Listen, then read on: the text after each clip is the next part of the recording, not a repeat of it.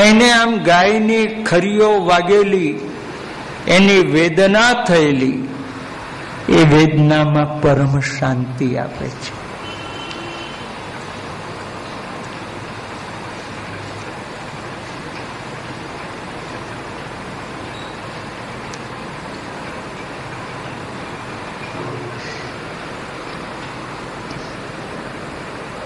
તો ભગવાન ધીમા ધીમા ચરણે વ્રજમાં ગતિ કરી રહ્યા છે. તો પૃથ્વીની પીડા નિવારણ કરે આ એક ફળ. બીજું,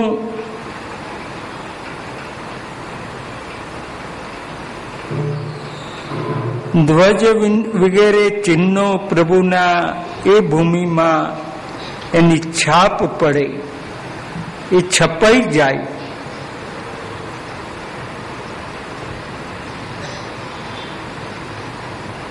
તેનાથી આધ્યાત્મિક શાંતિ મળે.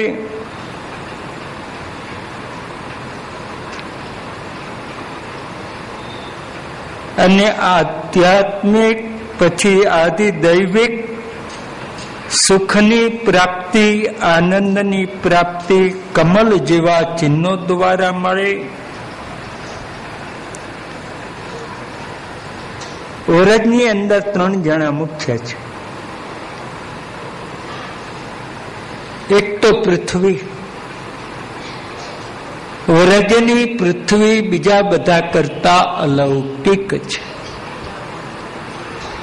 વ્રજ રજનો બહુ મોટો મહિમા છે.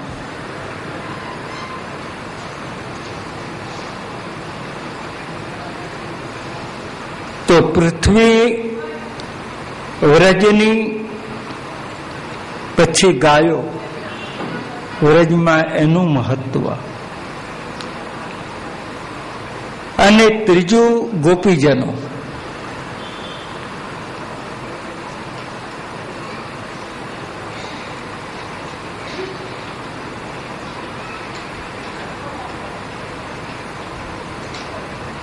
તો પૃથ્વીના દુઃખની નિવૃત્તિ અને પૃથ્વીને સુખની પ્રાપ્તિ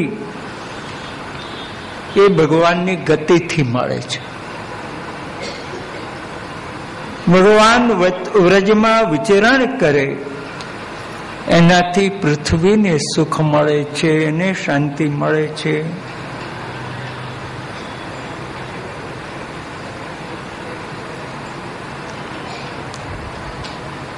આમ ગાયોના ટોળાની પાછા ભગવાન ચાલે. કોઈ માતેલો સાડ, ભગવાનનું શરીર આમ પુષ્ટ,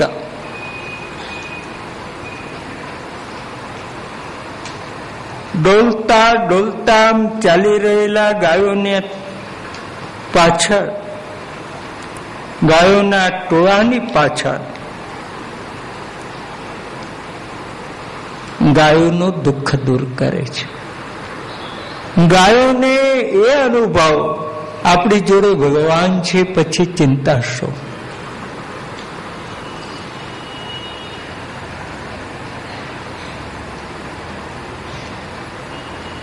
ભગવાન એ પણ એમનેમ નહીં, વેણુનાદ કરતા ચાલે છે.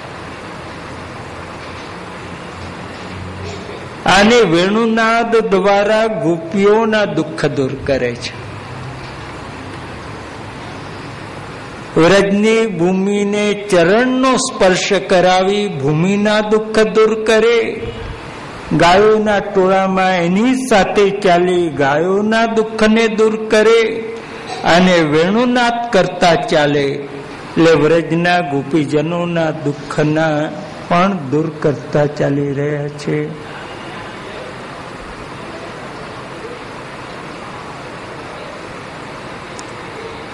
તે પ્રભુનો વેણુનાદ શ્રવણ કરતા ગોપીજનો કે અમે જ્યાં ઊભી હઈએ ત્યાં સ્થિર બની જઈએ છીએ.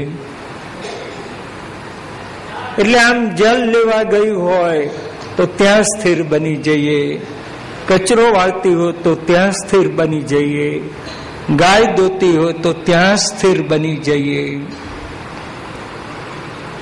અમારું ચિત્ત કૃષ્ણમાં લાગી જાય, અમે બીજી ક્રિયા કરતા અટકી જઈએ છીએ.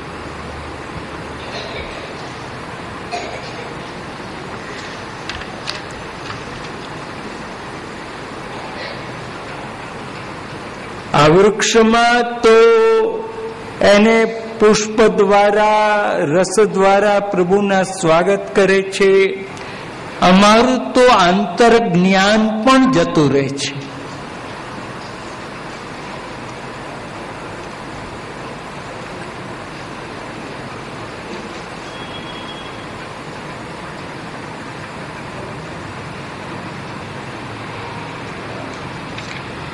તો અમારી મૂર્છના તો એવી આવે છે કે નથી દેહનું કોઈ અનુસંધાન રહેતું, કે નથી અમને અમારા વસ્ત્રનું પણ અનુસંધાન રહેતું.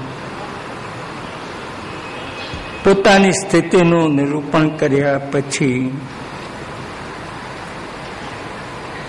હવે પ્રભુના વેણુનાદ દ્વારા હરિણની શી સ્થિતિ, હરણાની શી સ્થિતિ,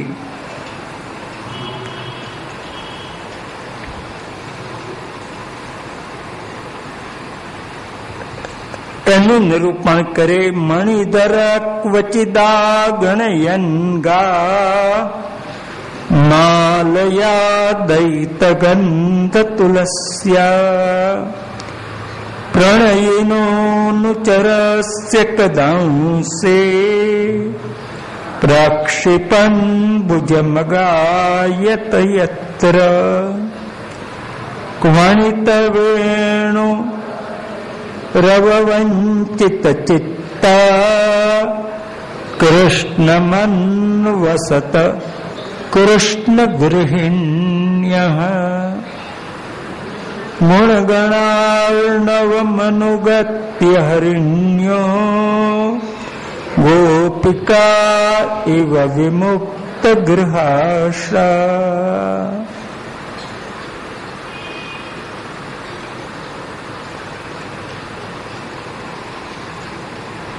ગાયો લઈને ભગવાન પધારે. હવે સાયંકાળ થાય ત્યારે ગાયોને લઈને ઘેર પાછા આવવા. તો ગાયો બધી આવી ગઈ કે નહીં, આ કેવી રીતે ખબર પડે? 8-10 ગાયો હોય તો માનો કે આમ નજર પડે એટલે ખ્યાલ આવે, પણ અસંખ્ય ગાયો હોય ત્યાં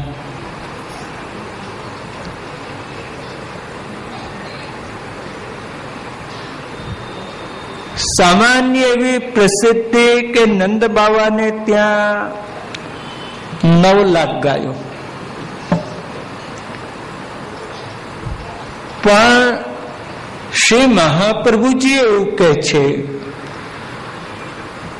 9 લાખ ગાયો નહીં, પણ નંદ બાવાને ત્યાં 72 કરોડ ગાયો હતી.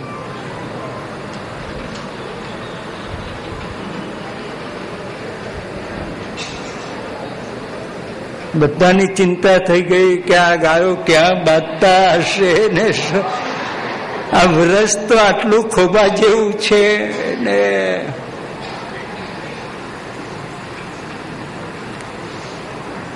તો પ્રસંગ નીકળ્યો તો થોડોક સમય છે. અને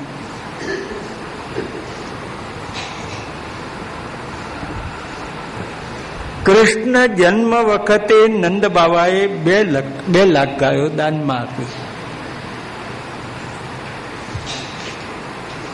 ત્યાં સુબોધનીજીમાં મહાપ્રભુજી એક નિરૂપણ કરે છે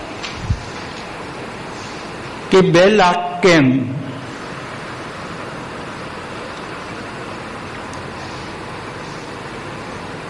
તો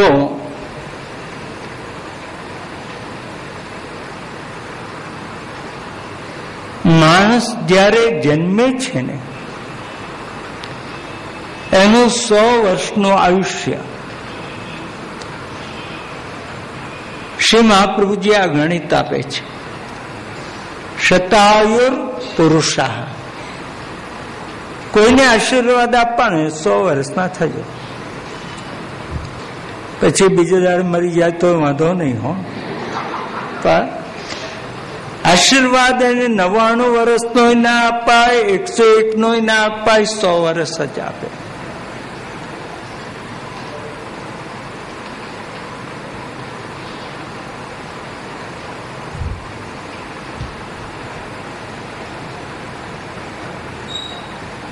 તો